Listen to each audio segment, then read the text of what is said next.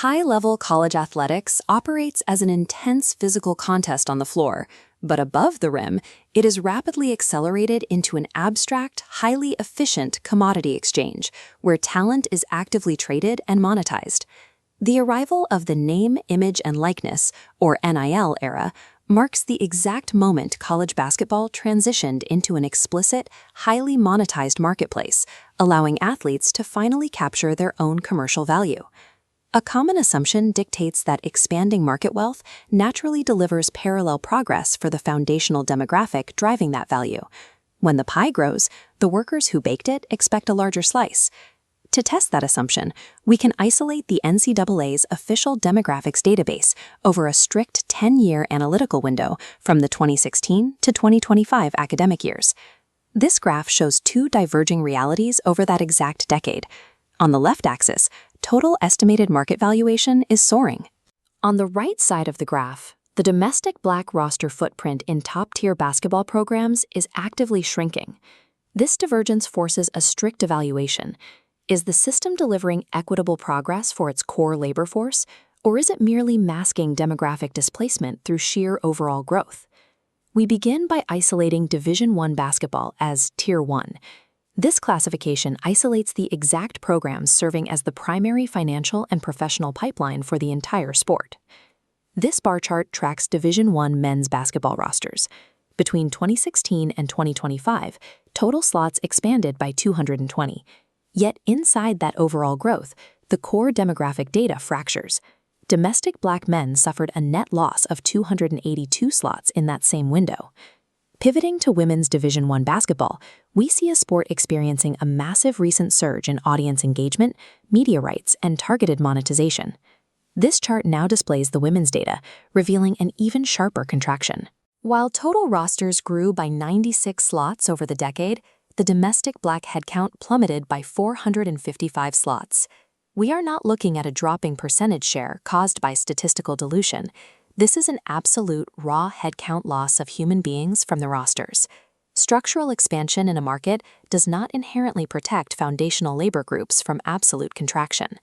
If Division I women's basketball lost 455 domestic Black roster slots, while the total number of players increased, those slots had to be reallocated. This flow diagram illustrates the substitution mechanic. The 455 slot deficit correlates with a 473 slot gain across two distinct demographic categories. The exact numeric split reveals an increase of 218 international slots and 255 slots designated as mixed, or two or more races. To understand these categories, we have to look at IPEDS. IPEDS, the Integrated Post-Secondary Education Data System, is the federal framework governing demographic reporting rules for universities, specifically regarding U.S. non-residents. IPEDS explicitly mandates that international athletes be reported completely separate from domestic race categories. Consequently, an international Black athlete is not classified as Black in the NCAA database, meaning they do not mathematically offset the domestic Black headcount loss. Rigid institutional reporting structures obscure the precise nature of cross-border talent replacement, masking how international sourcing replaces domestic labor. A common technical objection suggests that this demographic drop is merely a statistical artifact of younger athletes shifting their self-identification to the two or more races category. That objection relies on a specific hypothesis that the growth in the mixed category entirely accounts for the domestic Black category decline. This table introduces a sensitivity test. By reassigning mixed athletes back to the Black baseline using a sliding scale, we test if reclassification explains the drop. We push the test to its extreme, assuming 100% of mixed athletes are conceptually treated as Black anchored. The test fails to close the gap. Even under the 100% assumption, men's representation falls by 2.65 points, and women's falls by 4.91 points. The roster contraction is an undeniable structural reality. It cannot be explained away by shifting self-identification categories. To understand why this contraction persists unchecked, we must shift the analytical lens upward, away from the athletes performing the labor and toward the administrators controlling the system. This corporate pyramid diagram maps the power structure of college athletics. Athletic directors, or ADs, sit at the narrow apex. They represent the ultimate governance bottleneck, controlling all hiring, capital allocation, and policy decisions. In 2025, the Tier 1 domestic Black player baselines stand at 50.4% for men and 39.3% for women. Contrasting that direct labor data with the governing apex, the athletic director demographic sits at just 18.2% Black. The math of this disparity is severe. For men's basketball, the player-to-AD ratio is nearly 3-to-1. This demographic bottleneck completely insulates the ultimate decision-makers from the realities and contractions occurring at the labor level. A borderless network of international talent is actively expanding today, illustrating unchecked global connectivity across the recruitment landscape. In the NIL era, programs face a rational economic incentive. They must maximize immediate competitive returns to secure their brand value. This absolute urgency accelerates globalized scouting. Evaluators naturally bypass a domestic pipeline that lacks structural protections in favor of a broad global supply base.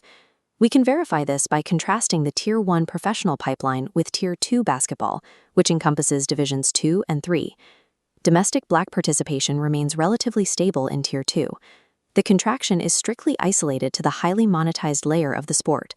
Lower tiers still provide educated access via participation, but at the professionalized peak, career access is actively tightening. Complaining about a rational, unprotected market is an ineffective strategy for reversing demographic displacement. This architectural blueprint outlines the required intervention: building localized, community-owned infrastructure to artificially retain domestic market share across 4 distinct foundation pillars.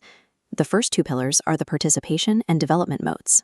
These require hyper-local, low-cost play environments, like small-sided, high-frequency neighborhood leagues, that produce skill growth and keep youth in the game longer by removing pay-to-play barriers. The third pillar is the media moat. Communities must capture economic value early by owning local narratives and content long before athletes enter the Tier 1 portal. The final pillar is the leadership moat. This requires intentionally grooming grassroots operators, coaches, and business talent to eventually penetrate the athletic director governance layer. Thriving in the NIL era requires abandoning the assumption of passive progress.